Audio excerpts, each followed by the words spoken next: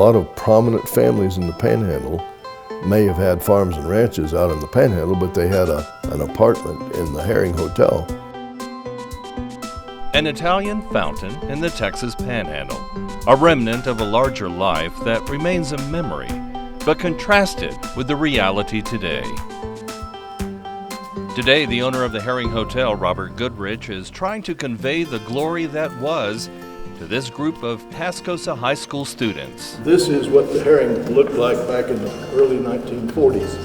It was built in 1926, and it was the most popular, most beautiful place between Dallas and Denver in the state. It was a kind of a center for business negotiations, and a lot of businessmen had extended stay rooms in the hotel, and they conducted a lot of their business there. Well, Herring basically was at one time the commercial, cultural, and spiritual center of Amarillo. Everything that ever went on in Amarillo was circled or centered on things that were happening at the Herring, not only as a place to stay, but a place to have banquets and social gatherings, and some people even had apartments in the Herring that were prominent, especially in the cattle industry. Michael Grauer is the curator of art at the Panhandle Plains Historical Museum. He's especially interested in the murals in the basement done by Panhandle artist Harold Bugbee. Bugbee ended up illustrating the J. Evetts Haley biography of Charles Goodnight, and this is a couple of examples of illustrations from that book.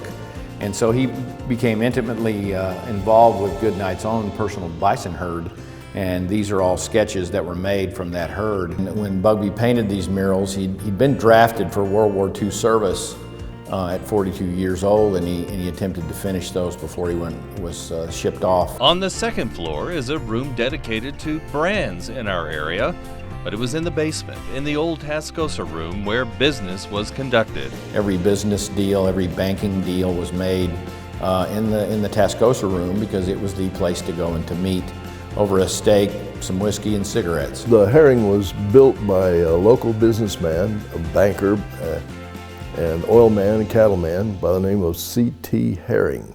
It's a lot of stairs to get to the top, but Goodrich takes the students to see the view. I've owned the property for some 26 years, and my hope is we'll find preferably a local group or company that would be willing to take on the property for its renovation and restoration.